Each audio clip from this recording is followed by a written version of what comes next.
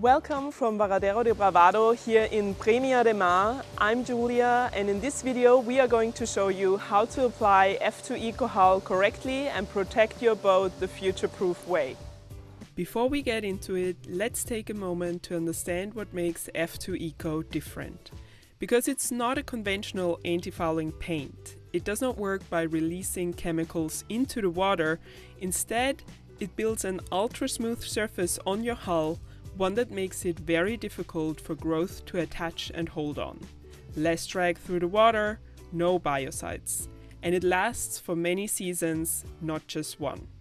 That also means applying it feels different from what you're probably used to. The good news, it's well within reach for any DIY boat owner. You just need to follow the steps exactly. So let's go. There are 4 products in the F2 EcoHull system. First, the degreasing solution, to clean the hull before you start. Then, the EcoPrimer, a 2-component epoxy primer that's needed when you're switching from conventional anti-fouling. After that, adhesive coat, the bonding layer that gives the system its color and its grip. And finally, the top coat, the layer that actually does the work, the smooth, water-repellent surface that makes fouling so difficult to attach.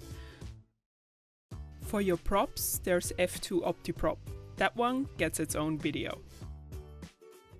The application in this video was done on an Oyster 565, a fiberglass hull that was previously coated with conventional anti-fouling, which is the most common case. That said, F2 EcoHull works on virtually any hull material: composites, aluminium, steel, and also wood. What matters most is how the surface is prepared beforehand. So that's where we begin. First, identify which of the 2 following scenarios you're in. If your hull has existing anti-fouling on it, you're in scenario A. You'll need the F2 EcoPrimer as a conversion layer. Start by removing any loose, flaking, or soft layers. In general, we recommend stripping the old anti-fouling completely down to the underlying barrier coat. Then sand to a smooth matte finish with 180 to 220 grit. If your hull is bare, meaning new build or fully stripped down to the substrate, that's scenario B. In this case, apply 3 to 5 layers of an epoxy barrier primer first. 2 things to keep in mind when choosing that primer. First, solvent-based products need at least 7 days to air out and will then need to be keyed before you continue. Solvent-free alternatives can be overcoated with F2 within 24 hours. Second, try to match the primer color to your F2 color, at least the final layer. The adhesive coat covers well, but not completely, over strongly contrasting surfaces. So if you're going dark, prime dark. If you're going light, prime light. For product examples and full details, check our step-by-step guide, link in the description. One last thing before we can get started. Check the ambient conditions. You need a minimum temperature of 10 degrees Celsius and maximum humidity of 90%. Be especially careful with condensation, a common hurdle in spring. If the hull feels cool and damp to the touch, wait until midday before you start. And when applying at temperatures above 30 degrees, keep the tins as cool as possible. Also, try to keep the work area as isolated as possible. Don't sand, polish, or saw nearby, as dust and particles can impair adhesion. Now, one final check before you open the first tin. The substrate needs to be smooth, sound, and dry. Moisture trapped inside GRP, wood, or any other substrate will cause adhesion failure. When in doubt, use a moisture meter. Alright, now let's get into it, and don't underestimate this step. Grease and residue are the #1 reason coatings fail. Moisten the hull, dilute the F2 degreasing solution 1 to 10 with fresh water. Then scrub the hull with a sponge or brush. Rinse thoroughly and repeat if needed. Then let the hull dry completely before moving on. One important rule: never use acetone or conventional solvents. They leave invisible residue that permanently disrupts adhesion. The next step is the F2 EcoPrimer, and this applies to scenario A only. If you're in scenario B, apply your barrier coat of choice and skip ahead to the adhesive coat.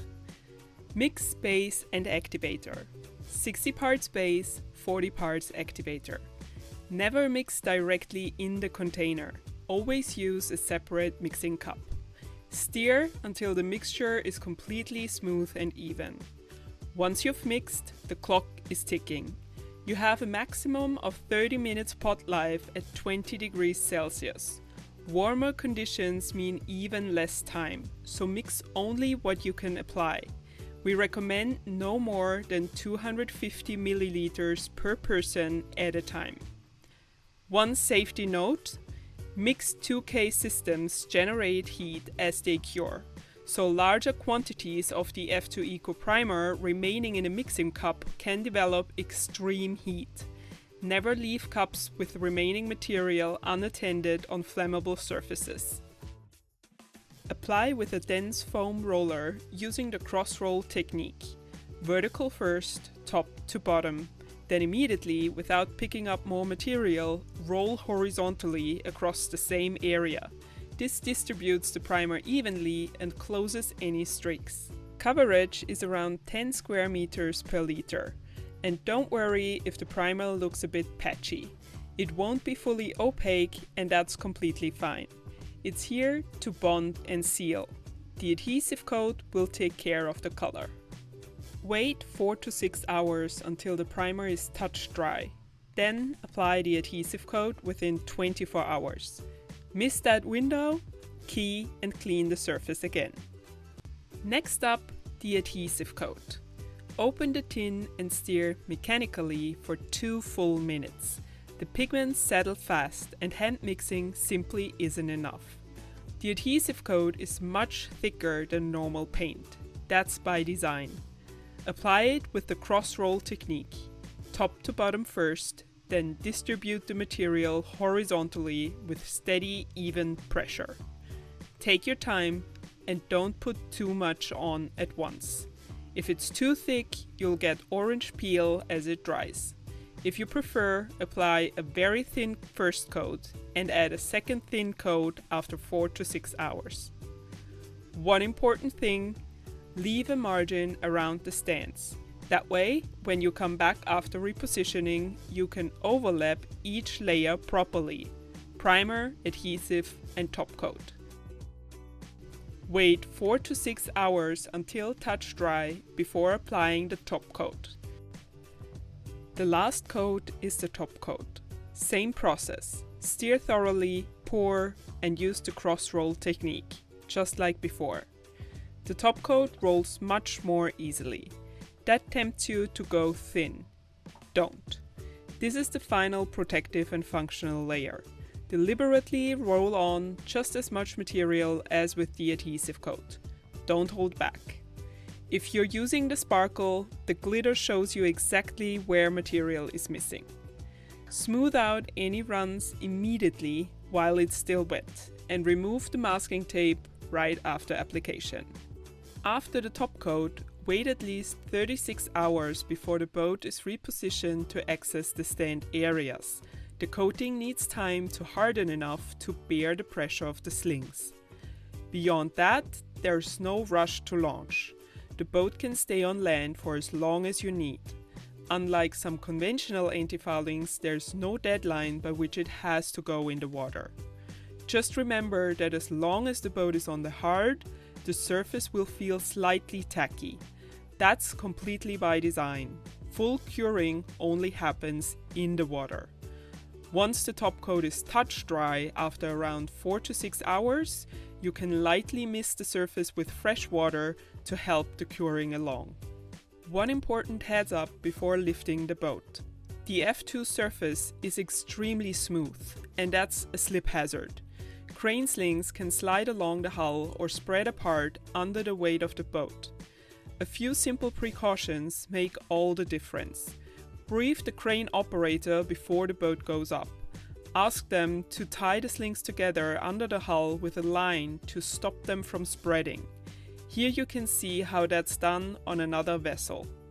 Make sure the slings are clean and use soft padding between the sling and the hull at any pressure points, especially at the chines. For the full checklist, including how to safely maneuver the boat on land and secure the stands on the fresh coating, there's a dedicated guide on our website. Link in the description. Once repositioned, sand the exposed areas with 180 to 220 grit, clean with degreasing solution, and apply the full stack. Primer if needed, adhesive coat, then top coat. Work overlapping onto the margins you left earlier. You can launch as soon as these areas are touch dry. No additional weight needed. And that's it. Time to launch. The coating cures fully over the first 8 to 12 weeks in the water, building up to full fouling release performance. After those first 8 to 12 weeks, give the hull a gentle clean with a soft sponge or brush to remove the initial biofilm. No stiff brushes, no abrasives, and no pressure washer until curing is complete. The full step-by-step guide with all drying times, product details, and many more tips is linked in the description below. Well worth bookmarking before you start. And that's it. F2 EcoHull applied step by step. If you have any questions at any point, just reach out to us at support@f2eco.eu. We are always happy to help. And if you are proud of your result, send us your photos. We would love to see it. The best results get featured on our Instagram. Thanks for watching and see you on the water.